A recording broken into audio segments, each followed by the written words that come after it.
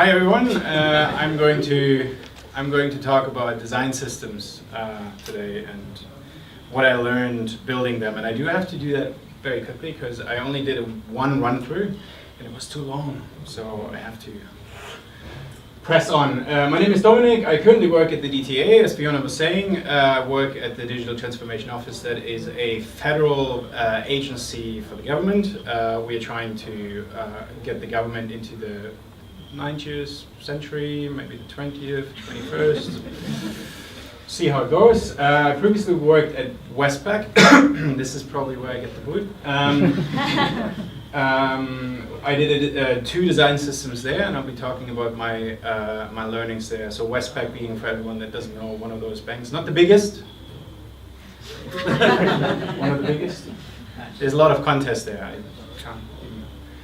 All right, so what I'll be covering today is what I started with at Westpac, so they already had something there, what we learned, what we built then, what we learned again, so there's a lot of iteration there, and what we're building now currently at the DTA. All right, so let's get started. Maybe I should say something about design systems. I did have an entire slide thing about what is a design system and how to do that, but that by itself took 20 minutes. So just 2 words about it. It's more about delivering consistency and quality and efficiency throughout lots of different projects so that we don't build a button 15 times in 15 different projects, but we just build it once and we can reuse it. So I think that can resonate with a lot of CSS developers, especially because cascading and whatnot. All right, so let's move on. All right, so what we started with at Westpac. I started at Westpac after they already had and I promise I'm not going to say that word too many times now. They already had a sort of design system. They started with something called Willstrip. So we all know it. It has, a lot of people using it, and it has a lot of answers for us. But I'm going to talk about the learnings or where we started, the problems that we found in it. So when I started, the Bootstrap fork was in place, and we kind of just put everything into this one settings file. And it was very difficult to really cumbersome. So the issues that we found in there was Bootstrap in itself answered a couple of questions that we didn't really ask. So it came with, the navbar, prime example of something that is overworked by I don't know how many thousand contributions, and something that came out afterwards is completely unusable. So that's one of the things. The second thing is what I call upgrade anxiety. When Bootstrap 3 came out, it had little iterations on it, and when the new version came out, everyone was like, I have to update to the next version. Because I'm creating technical debt, right? And that's true, but it is something that we wanted to address. The next thing is obviously the monolithic CSS. So it was just one file of CSS, one file of JavaScript, and you were just taking it. There was like a builder at some point where they said, oh yeah, we can do this. And you build your own thing, or you can use the less in itself, but that's a bit difficult. And the most important bit that we wanted to address was that it wasn't accessible. Accessibility was really important in the banking industry, I think in general, because it is something that it affects people. So we wanted to do that. And then there's one more thing that really grinded my gears, and that was there was no open source. And I want to say in the banking industry, we're not really big with open source, because for obvious reasons we have sensitive things and everyone is a little bit. So we wanted to address this. I'm sure Combank does a way better job than I feel on the spot here. All right, so what we learned from that is we wanted to put everything into modules. This is a paradigm that we wanted to embrace before it was mainstream, so we were really kind of cool. We wanted to, and this is getting edgy now, we wanted to version every single module individually, which meant that you have dependency, interdependencies, and you have, well, it comes with a lot of perks that we're going to get to in a minute. We wanted to do everything in open source. That was really important because a lot of projects in the bank in itself were responsible for their own security. So for them to take a minified CSS file and a minified JavaScript file is really kind of nifty. So we wanted to be open, we wanted to give them the source code, we wanted to show them, hey, this is how we build. Of course, we could have done that with private repositories, but we wanted to go the one step further. And it was important to us to give a clear upgrade path to everyone because they were using already this Bootstrap fork, and there were classes already in place, and changes to HTML is way harder than changing CSS, and there are lots of those things. I promise I will get to CSS at some point. So this is what we built. We built what we called the GUI. There's actually a lot of contention about what the name was. But we called it the GUI, UI framework, the Blender, lots of different ways. And it came with lots of little perks, and I'll just talk you through it. So one of them was we were completely open source. Everyone can see it now if you wanted to. And I will tweet the links and everything out afterwards. We were creating everything into Git submodules. Leave a little pause here. Sink that in. So Git submodules is one of those things that is illustrated with this interesting GIF.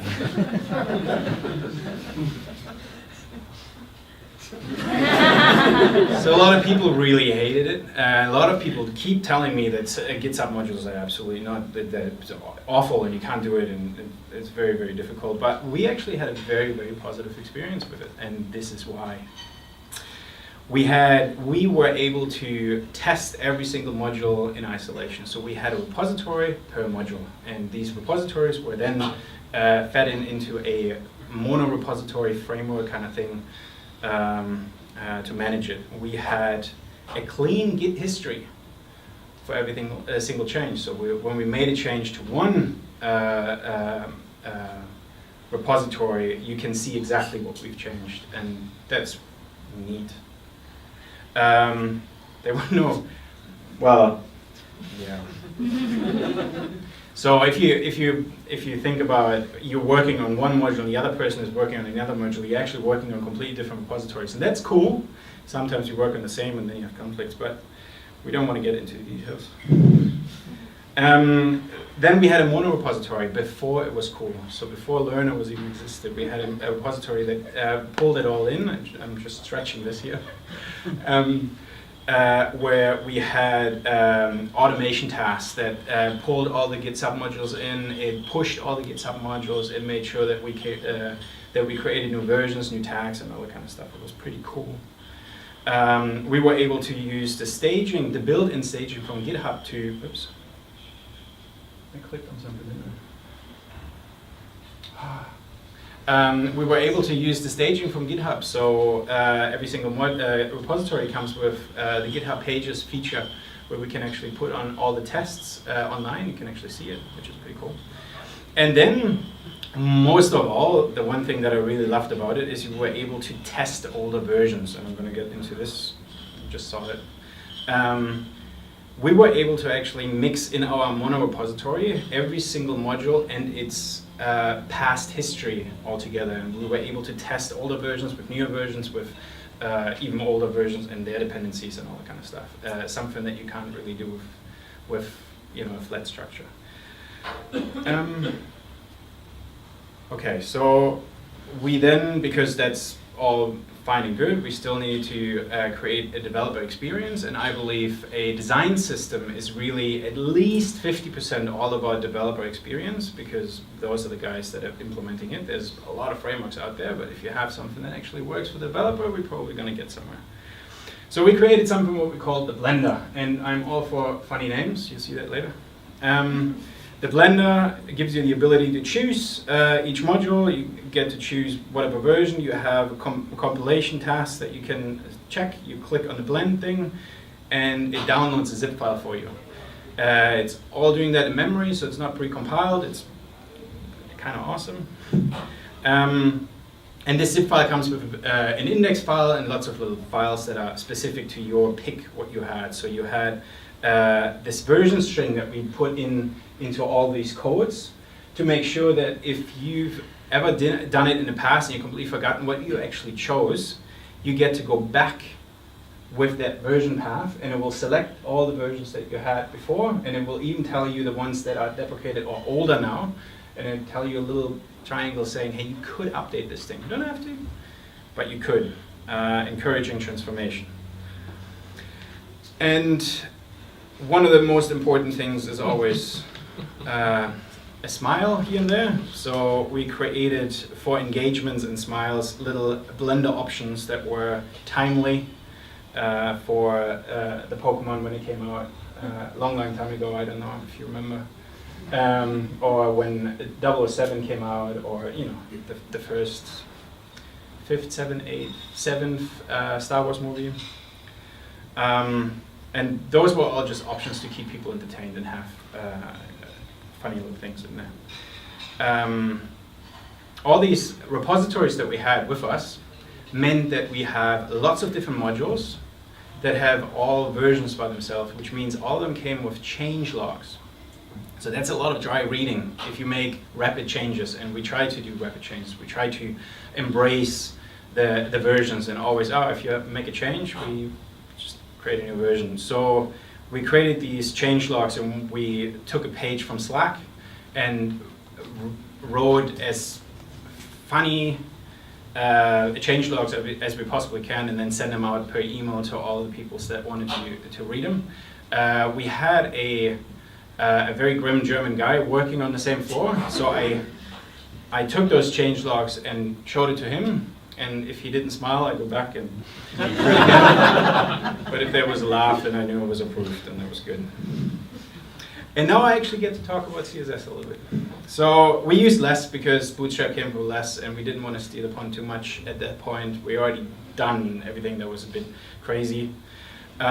So we put everything into mixins because we thought that was a good idea at the time. And those mixins, less comes with this reference thing where you can reference a file but only get the variables but not the output. So if you compile those two things, you actually only get the variation color without the batch declaration in here. So that's kind of cool. I have to run because I'm already half time. It also came with something that I really miss now in SaaSland. We created settings, so you can do settings in SaaS. We had this one brand value because we had lots of banks in there, and there was a lot of rebranding and whatnot. We had background colors and all that kind of stuff, and it would compile. But because less comes with something called lazy loading for variables, if you look at this, the variable is declared here. It should be WBC down here, but then we declare, oh, it's cut off. There should be more down here. Well, there's another variable down here. Come on. Anyway, so there's the same variable down here that says St. George, STG. And because the variable is all the way on the bottom, the compiler actually goes through all the variables and before it does anything and takes the value, and then this thing becomes this thing down here. So we can, by including all our modules, we can just make a change to everything by just changing this one variable all the way on the bottom, and everything changed automatically for us. That was pretty awesome. All right, so what we learned from that, faster. We had 5 core modules because we really wanted to embrace those modules that we came up with. But 5 modules are 4 too many because those were all mandatory, and there's a lot of interdependency, and if you have a couple of versions here but not there, and it gets crazy. My head hurts just thinking about it. We also made a couple of calls about how we group certain things together. So for instance, we had icon groups, and in these icon groups we thought we don't want to make a module for every single icon. That would have been 140 modules. We just grouped them together in a sensible way, so we thought, hey, that's a good idea. But developers came back to us and said, no, I want to choose all of them. So can never be small enough. Try to be nice. That's another learning. Dependencies definitely needed more juice. We needed to, because we kind of did it shallow, it meant that we either created larger modules or we created modules that repeated themselves throughout because we were a little bit scared of the dependency and how it all works out. And last but not least, free open source software needs marketing. So being in a big corporate, it was a bit difficult to get through this open source thing in the first place. But then publicly talking about it, whew, should have seen my inbox when I told them I'm talking at Combank about my Westpac thing. So yeah, that it's really important. You can have the best code in the world, but if no one knows about it, it kind of sucks. All right, so going on to the DTA now. I'm working at the DTA. We're trying to build a design system for the entire country for all government services to create faster things online, and we want them to be cheaper, more efficient, and most of all, it should all be consistent. All the government websites should be consistent. We don't need to reinvent the wheel all the time. So we looked into the learnings that we had from Westpac, or I had, because I kind of moved by myself. But, and we came up with, we're going to build this CLI first, so command line interface first. That is a good way of building stuff on the ground first. I know it's good. And then progressively enhance afterwards. We create everything in a monorepo again, but this time in the new cool thing, which is called Learner. That's just cool. It's not because Git submodules are bad, I'm just trying to learn new things. We put everything into node modules. Every single module that we're creating is going to be its own node module, NPM module, sorry. So you get to install them by yourself in there. But that comes with challenges because NPM is not built for the front end, it's built for the back end, for Node, which means we're going to have to solve the shallow dependency issue. And we're solving this as follows. We've actually been talking to NPM directly, and they're really, really psyched about us actually distributing CSS only on NPM. But they're happy, so that's good. We are using something called peer dependencies. Peer dependency means that you depend on something on the same level as your own module, but as of NPM 3, it's not enforced anymore. So NPM will just tell you, you need this thing, you need to install it, but it just does its thing, which is not really good developer experience, and we really think developer experience is really important. So we created something called Pancake, because we're making things flat. That's where I came from, and that's kind of where it ends. And we also like funny names. So Pancake comes with 3 functionalities. The first thing is batter. Clearly, because you can't have a pancake without batter, right? Batter will go through all of your modules and dependencies and checks for those conflicts, and will tell you a meaningful error message and telling you what is going on, what is the module that requires what, and what can you possibly do about it. Really extending NPM's error messaging there. The next thing that Pancake comes with is syrup. You can eat a pancake without syrup. It kind of works, but it's kind of dry. So you want it, right? So it's something that you really embrace. Syrup compiles all the assets for you. So we don't have to put our CSS, compiled CSS in our Git repositories. We don't have any of the artifacts in there. It actually only deploys Sass and JavaScript, and Pancake does the rest for us. And you get to choose where you want to compile it to. You get to even choose auto prefixer settings and lots of other things in your package.json file. And then the last bit is the cream on top. So the cream is something that you don't really need necessarily, but it's really a sweet experience if you do have it. Pancake Cream will go through your project. So if you have a completely new project, you just run Pancake Cream, and it will tell you all the modules that exist in the UI kit, which is the design system we're building. I should have probably said the name earlier. And it will tell you all the versions that exist, and you get to select them via those checkboxes, and click enter, and it will be installed for you. So that's kind of cool because you don't always know what is out there. It also will, if you already have a project in flight and you have all those modules and you kind of want to upgrade, you don't want to go in there in the documentation and kind of read, this is the change, this is a breaking change, and blah, blah. You run Cream again and it will detect all your modules. It will look for breaking changes. It will look for easy updates. There's actually a lot of writing here that is a bit gray that you can't see, but it tells you this is the easy upgrade things that you can do. There's a danger zone where breaking changes, where there's actually HTML changes that you have to do.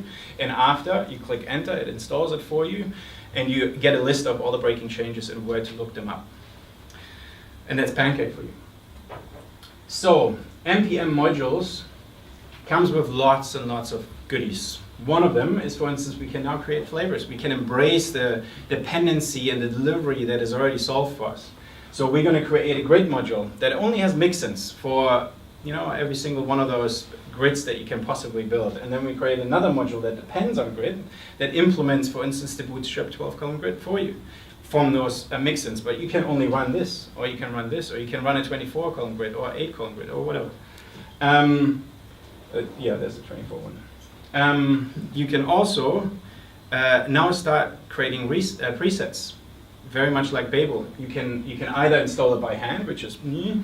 You can use Pancake Cream, or we can give you packages in the past. And you just say, hey, for an annual report, I need this. Download it, npm install, and I got all the things that I need. Okay, let's talk about CSS again.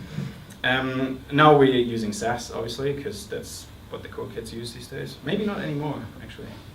Next CSS and post CSS. Our Sass is split into two files again. So we got the global CSS. It gives you the ability to only get the variables but not the output. And then you got a module CSS that imports the global CSS and then actually has the output. So you got the same paradigm that you had with less before that we just carried over.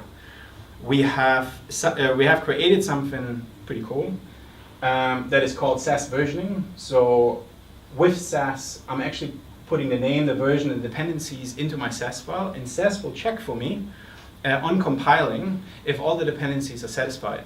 And if it's not, it will tell you an error message saying, no, you can't compile this because this module requires this and it's missing. So we're making sure it's all fallbacks. We're making sure that all the dependencies are working ruthlessly behind it. And then obviously we have cool mixins and great error messages that are all movie quotes. And the most important thing, what you're asking now, is when will that be coming to you in your hands? And clearly, the 28th of February is Pancake Day. So 28th of February is when we're going to launch this to a degree. There's going to be lots of modules missing at once. But Pancake is going to be there, which is really the most important bit about this. And that is my talk.